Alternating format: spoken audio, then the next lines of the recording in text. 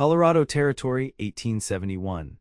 In the shadow of the Sangre de Cristo Mountains, where the wild prairie stretched toward forever and the frontier's promise still beckoned, Abigail Lawson stood at the threshold of her father's mercantile with nothing but heartache behind her and uncertainty ahead. At 21, she had already weathered more storms than most twice her age. The shop bell jangled, announcing the arrival of a customer, and she tucked a strand of honey-blonde hair behind her ear, smoothing her simple blue calico dress before forcing a smile to her lips. "Can I help you, sir?" she asked, her voice steady despite the weariness that had become her constant companion since her father's passing 3 months prior. The young man who stood before her removed his hat, revealing sun-kissed brown hair and eyes the color of a summer sky. His face was tanned but clean-shaven, the set of his jaw suggesting a determination that belied his youth. Dust from the trail clung to his denim trousers and cotton shirt, but there was something about the way he carried himself, confident yet not arrogant, that caught Abigail's attention. "Matthew Quinn," he introduced himself with a slight nod, "just rode in with a herd from Texas, looking for supplies before heading back out tomorrow." Abigail nodded, gesturing toward the shelves. "Whatever you need, Mr. Quinn. Though I should warn you our stock is somewhat depleted. The next delivery is not due for another week." "Whatever you have will do just fine, miss." Lawson, Abigail Lawson. As she gathered the items on his list, coffee, beans, bacon, and ammunition, Abigail could feel his eyes following her movements. It wasn't the predatory gaze she'd grown accustomed to from men who saw a young woman alone as easy prey. Rather, there was a gentleness in his observation, an appreciation without demand. "You run this place alone?" he asked, his voice carrying genuine curiosity. "Since my father passed, yes." She set the items on the counter, tallying the cost with practiced efficiency. "This mercantile is all I have left of him, of my family." Matthew nodded, understanding flickering across his features. "The frontier takes as much as it gives, doesn't it?" "It takes more than it gives, in my experience." The words escaped before she could stop them, a glimpse into the belief that had taken root in her heart. That the West was a place of loss, not gain, and that survival required keeping one's distance from others who would inevitably disappear. Matthew regarded her for a long moment. "Perhaps you've just been on the wrong end of the bargain so far." He paid for his supplies, gathered them into his saddlebags, and placed his hat back on his head. "Thank you kindly, Miss Lawson." "Safe travels, Mr. Quinn." She watched him mount his horse, a beautiful chestnut quarter horse, and ride back toward the cattle camp outside town. Something about him lingered in her thoughts, but Abigail pushed it aside. She had a store to run, debts to pay, and no time for distractions, especially not handsome cowboys who would disappear over the horizon as quickly as they had appeared. The next morning brought an unexpected commotion to the dusty Main Street. Abigail was sweeping the boardwalk when the sound of shouting drew her attention. A runaway wagon barreled down the street, the driver nowhere in sight, and a young boy clinging desperately to the bench as the horses charged ahead, panicked by something unseen. Before she could even process what was happening, a blur of movement caught her eye. Matthew Quinn urged his horse forward from the hitching post where he'd just arrived, galloping alongside the runaway wagon. With a move that seemed to defy the laws of nature, he leapt from his saddle to the wagon bench, seizing the reins and wrestling the team to a gradual stop before they could crash into the hardware store. The street erupted in cheers as Matthew helped the trembling boy down. Abigail found herself moving toward them, her broom forgotten against the storefront. "That was the bravest thing I've ever seen," she said, her voice barely audible above the commotion. Matthew turned, surprise registering when he saw her. "Just did what needed doing, Miss Lawson." He tipped his hat, a hint of a smile playing at his lips. "Seems I'll be staying in town a few more days. The boss sent me back for additional supplies while the herd grazes in the valley."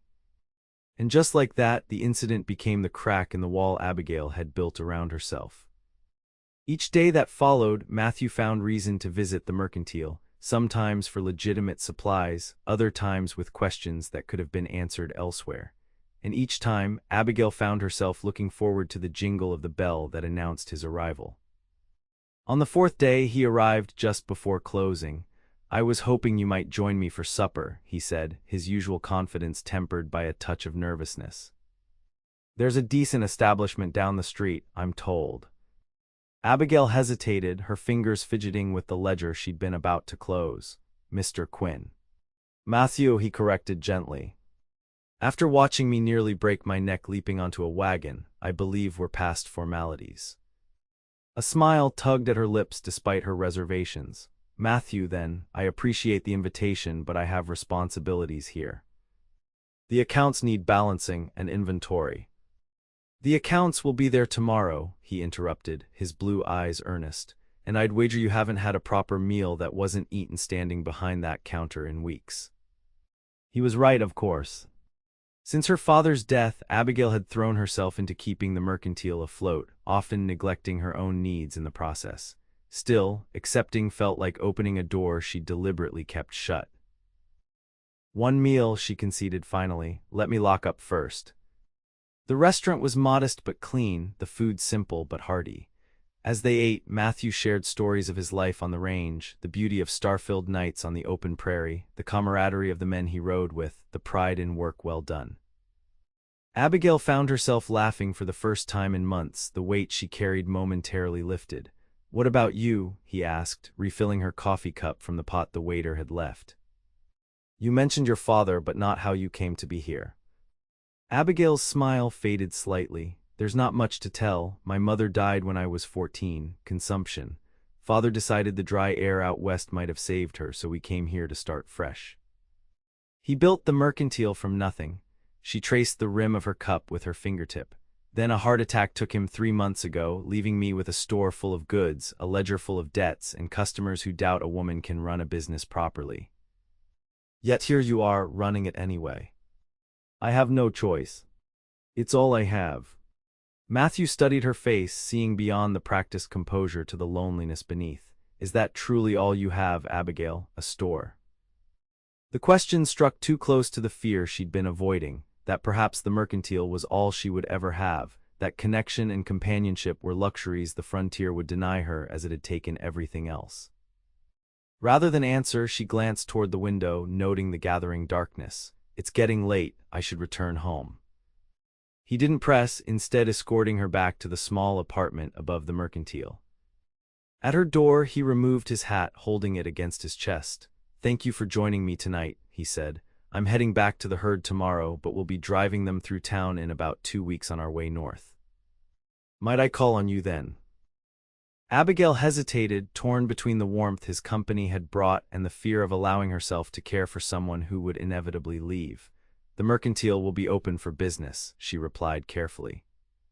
Matthew's smile contained a hint of disappointment, but he nodded in understanding. Good night, Abigail.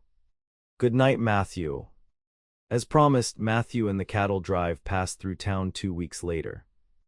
Abigail watched from the mercantile window as the herd moved down the main street, cowboys flanking the cattle on either side. She spotted Matthew easily, his straight posture and confident handling of his horse distinctive even at a distance. He looked toward the store as he passed, raising a hand in greeting when he saw her at the window. Abigail returned the gesture, ignoring the inexplicable ache in her chest as he continued on, disappearing at the edge of town with the rest of the outfit. She told herself it was for the best. Cowboys were transient by nature, here today, gone tomorrow, their loyalties tied to the trail and the herd. Allowing herself to form attachments would only lead to more loss, and she'd experienced enough of that already. Life returned to its familiar routine. Days blended into weeks as spring gave way to summer. The mercantile's fortunes improved slightly as Abigail implemented new inventory systems and negotiated better terms with suppliers. She poured every waking hour into the business, leaving no time to dwell on blue-eyed cowboys or the loneliness that crept in during quiet moments.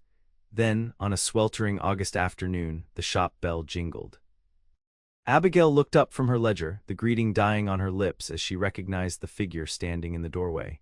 Matthew Quinn had returned, looking more trail-worn than before, but with the same steady gaze that had haunted her thoughts for months. Miss Lawson, he said, removing his hat, I was passing through and thought I might inquire after some supplies. Abigail gathered her composure, ignoring the sudden flutter in her chest. Of course, Mr. Quinn, what do you require? He approached the counter, placing his hat beside her ledger. Truth be told, I'm not with a cattle drive this time. I've taken a position as foreman at the Circle R Ranch about 10 miles north of here. A permanent position? Abigail couldn't keep the surprise from her voice. As permanent as anything is out here, he replied with a small smile. I've spent 4 years driving cattle across half the territories. Figured it might be time to stay in one place for a while. The implications of his words and the way his gaze never left her face as he spoke them sent a wave of conflicting emotions through Abigail. Hope mingled with fear, possibility with caution. Well, I'm sure the Circle R is fortunate to have someone of your experience, she said, striving for a neutral tone. Now about those supplies. Over the following weeks, Matthew became a regular visitor to the mercantile, sometimes on ranch business, other times with transparent excuses that fooled neither of them. Each visit chipped away at Abigail's resolve to keep her distance. She found herself looking forward to his arrivals, extending their conversations, and even closing the store early one evening to accompany him to a town social. As autumn painted the surrounding landscape in gold and crimson, Abigail realized with growing alarm that she was falling in love with Matthew Quinn, a realization that terrified her more than any business challenge or frontier hardship ever could. Love meant vulnerability, and vulnerability on the frontier was a luxury few could afford. Their relationship reached a turning point on a crisp October evening. Matthew had invited her for a ride outside town, and they sat watching the sunset from a bluff overlooking the valley, a light blanket protecting them from the cooling air. I've been thinking, Abigail, Matthew began, his voice uncharacteristically serious, about the future, about what I want my life to be. She tensed, the familiar fear of loss rising within her. This was it, the moment he would tell her he was moving on again, that the settled life wasn't for him after all. I never thought I'd find a place that felt like home out here, he continued, oblivious to her inner turmoil. I've been a wanderer since I was 17, never staying anywhere long enough to put down roots, but lately I've been thinking that home isn't necessarily a place. He turned to face her fully, taking her gloved hands in his. I think home might be a person, and for me that person is you. Abigail withdrew her hands, standing abruptly. You don't know what you're saying, Matthew. You're a cowboy. The open range is in your blood. You might think you want stability now, but what happens when the wanderlust returns? What happens when winter sets in and the work grows monotonous? Abigail. No, she interrupted, wrapping her arms around herself as if to hold the pieces together. I've lost everyone I've ever loved to this frontier. My mother to illness, my father to overwork. I can't lose another person. I have nothing left to give Matthew. Nothing but a struggling store and a heart that can't bear any more breaking. Matthew rose slowly, his expression a mixture of hurt and understanding. You say you have nothing to give, he said softly. Then give me you, Abigail. Just you, that's all I've ever wanted. The simplicity of his request, the raw honesty in his voice, nearly undid her, but the fear ran too deep, the belief too ingrained that loving meant losing. Take me back to town, please, she requested, her voice barely above a whisper. The ride back passed in silence, the distance between them no longer just physical but emotional as well. At her door, Matthew helped her down from his horse, his hands lingering at her waist a moment longer than necessary. I won't press you, he said finally, but I want you to know that I'm not going anywhere, Abigail. Not unless you tell me to. She nodded, unable to meet his eyes for fear he would see the conflict raging within her. Good night, Matthew. Good night, Abigail. For days afterward, the mercantile remained notably empty of Matthew's presence. Abigail told herself it was for the best, even as she found herself watching the door, hoping to hear the familiar jingle of the bell announcing his arrival. Pride and fear kept her from seeking him out, from admitting that his absence had left a void in her life she hadn't anticipated. Then, just as November's first snow dusted the surrounding mountains, disaster struck. Abigail awoke to the smell of smoke and the sound of shouting. Rushing to her window, she saw flames engulfing the building next to the mercantile, the hardware store owned by old Mr. Peterson. As she watched in horror, a spark caught the wooden awning of her own building. In moments, the mercantile, her livelihood, her father's legacy, her only security, was ablaze. Townspeople formed a bucket brigade, but the fire spread too quickly, the dry wood of the frontier buildings perfect kindling for the hungry flames. Abigail stood in her nightdress and hastily donned coat, watching helplessly as everything she had worked to preserve disappeared before her eyes.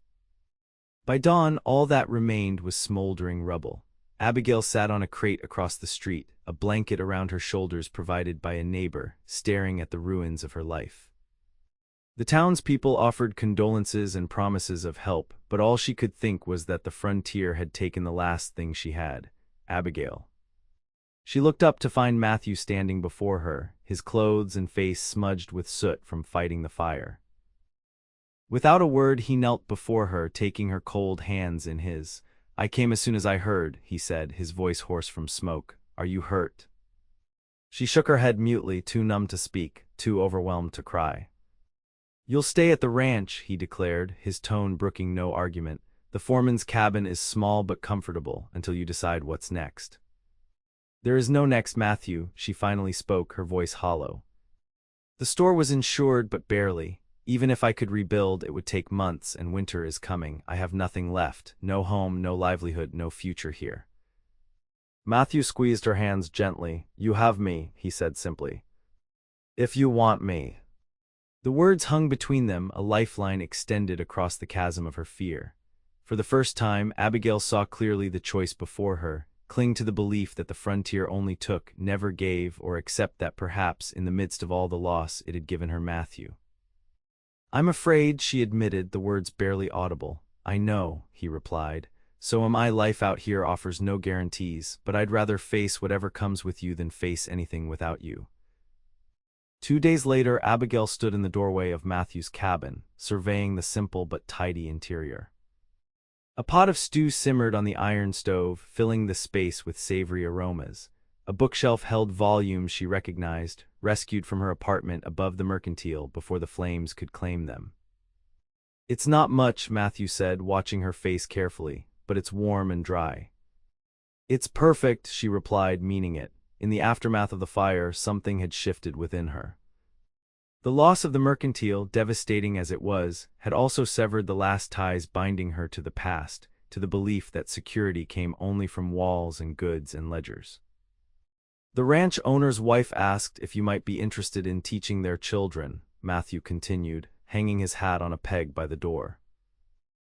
"Seems they've been trying to find a governess willing to live this far out. It wouldn't pay much, but—" "I'd love to," Abigail interrupted, surprising herself with the enthusiasm in her voice. "I always enjoyed helping the younger children at school back east." Matthew smiled, relief evident in his expression. "And there's something else," he said, reaching into his pocket. "I've been carrying this for weeks, waiting for the right moment." He pulled out a small wooden box, worn smooth from handling. "I carved this myself, not very fancy, I'm afraid." He opened it to reveal a simple gold band with a small pearl set in the center. "It was my mother's," he explained, "the only thing of value I've held onto through all my wandering years." Abigail's breath caught as Matthew dropped to one knee before her. "Abigail Lawson, I know you believe you have nothing to give. But what you don't see is how much you've already given me: purpose, joy, a reason to stop running. I love you, and if you'll have me, I promise to spend every day trying to be worthy of whatever you choose to give." He took a steadying breath. "Will you marry me?" For a moment, Abigail stood frozen, the old fear warring with the new hope that had taken root in her heart. Then, with clarity that felt like stepping into sunlight after years in shadow, she understood. The frontier had taken much from her, yes, but it had also led her to this moment, to this man, to this chance at happiness. "Yes," she whispered, then louder, "Yes, Matthew Quinn, I will marry you." As he slipped the ring onto her finger and rose to embrace her, Abigail felt the last of her walls crumbling. The fear wasn't gone, perhaps it never would be entirely, but it no longer held power over her decisions, over her heart. They were married 2 weeks later in the small church that had survived the fire. The ceremony was simple, attended by Matthew's fellow ranch hands and the townspeople who had known Abigail since her arrival with her father years before. Sheriff James Miller, who had been her father's friend, gave her away. Mrs. Peterson, the hardware store owner's wife, arranged wildflowers in mason jars for decoration. As they spoke their vows, Abigail wore a dress borrowed from the ranch owner's daughter, altered hastily to fit her smaller frame. Matthew had spent his savings on a proper suit, his normally tanned face clean-shaven and slightly pale with nerves. "I, Matthew, take you, Abigail, to be my lawfully wedded wife," he recited, his voice steady despite the emotion evident in his eyes. "To have and to hold from this day forward, for better, for worse, for richer, for poorer, in sickness and in health, until death do us part." When it was her turn, Abigail's voice wavered only slightly.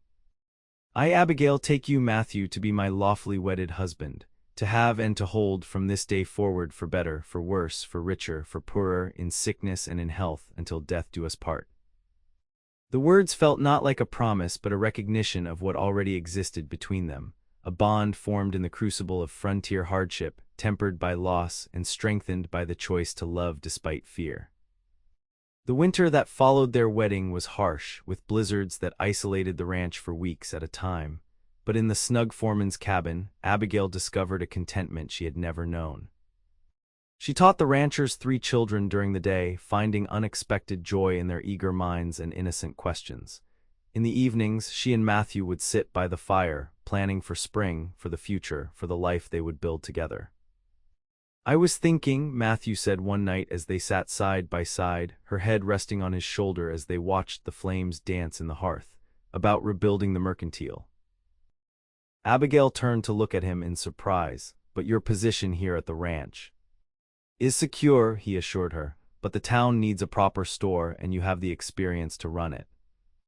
The insurance money won't cover everything, but with my savings and some help from the townspeople, we could make it work."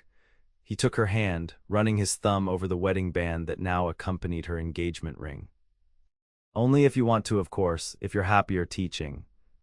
"No," she interrupted, sitting up straighter as excitement flickered to life within her. "I do miss it. The mercantile was more than just a store to me. It was a gathering place, a way to be part of the community." She hesitated, a shadow of her old fear returning. "But what if we lose it again? Fire, flood, any number of disasters." Matthew's gentle kiss silenced her concerns. "Then we rebuild again," he said simply. "Together, that's what life on the frontier is, Abigail, not just taking the hardships as they come, but building something meaningful despite them." Spring brought renewal to the land and to Abigail's spirit. As the snow melted and wildflowers carpeted the prairie, construction began on the new mercantile. The entire town pitched in, ranchers, miners, even traveling cowboys passing through contributed labor or materials. Matthew worked alongside them when his duties at the ranch allowed, his face sunburned but happy as walls rose and a roof took shape. By early summer, Quinn Mercantile opened its doors. Smaller than the original but sturdier, with a stone foundation and metal roof less susceptible to fire. Abigail stood behind the new counter, arranging jars of candy as the first customers arrived, feeling a sense of continuity with her father's legacy while also recognizing how much had changed, how much she had changed. The bell above the door jingled and she looked up to see Matthew entering, his hat in his hands and a grin on his face. "How does it feel?" he asked, surveying the busy store, being back in business. "Wonderful," she admitted, "but different than before. I'm not afraid anymore, not of losing the store, not of what might happen tomorrow." She moved around the counter to stand before him, taking his hands in hers. "Because I know now that whatever happens, we face it together." Matthew's expression softened as he leaned down to kiss her forehead. "Together," he agreed, "always." As summer faded into autumn, Abigail made another discovery, one that filled her with both joy and trepidation. On a crisp September evening, as they sat on the porch of the small house they had built beside the mercantile, she shared the news with Matthew. "I'm with child," she said, her hand instinctively moving to her still flat stomach. "Dr. Turner confirmed it today." Matthew's face transformed with wonder and delight. He knelt before her chair, placing his hand over hers. "A baby," he breathed, awe evident in his voice. "Our baby." Abigail nodded, tears welling in her eyes. "I'm scared, Matthew," she admitted. "The frontier is no easy place to bring a child into the world. So much can go wrong." "So much can go right, too," he countered gently. "This child will have 2 parents who love each other and him or her, a community that has already shown its ability to come together in times of need, and the freedom of this wide-open country." He kissed her hands. "We can't protect our child from every hardship, but we can teach them to face life with courage and love." just as we've learned to do. As winter returned, painting the landscape in shades of white and gray, Abigail's body changed to accommodate the new life growing within her. The mercantile thrived under her management, becoming once more the heart of the small community. Matthew divided his time between the ranch and helping at the store, his pride in his wife evident to all who saw them together. On a snowy March night, after 18 hours of labor that tested her strength as nothing before ever had, Abigail gave birth to a daughter. They named her Elizabeth Hope Quinn, combining Matthew's mother's name with the quality that had sustained them through their journey together. As Abigail held her newborn daughter to her breast, Matthew sitting beside them with tears tracking unashamedly down his cheeks, she marveled at how completely her life had transformed in less than 2 years. From a lonely shopkeeper convinced the frontier only took, she had become a wife, a mother, a woman who had discovered that the greatest security came not from walls or goods but from the bonds formed with others. "She's perfect," Matthew whispered, gently touching their daughter's tiny hand. "Absolutely perfect." Abigail looked up at him, her heart so full it felt it might burst. "I was wrong, you know," she said softly. "That day on the bluff when I said I had nothing to give, I had everything to give. I just needed someone to show me it was safe to give it." Matthew leaned forward, pressing his forehead to hers. "And I needed someone to give it to," he replied, "someone to make me want to stop wandering and start building." Outside, the March wind howled against the windows, a reminder of the untamed wilderness that surrounded their small pocket of civilization. But within the walls of their home, warmed by love and the promise of the future, Abigail and Matthew had created something the frontier could never take away. A family bound not by fear but by choice, by the daily decision to face whatever came their way together. And as baby Elizabeth sighed contentedly in her arms, Abigail knew with certainty that the frontier, harsh as it was, had given her more than it had taken. It had given her Matthew, this child, and the courage to believe that love, not isolation, was the truest form of survival in the Wild West.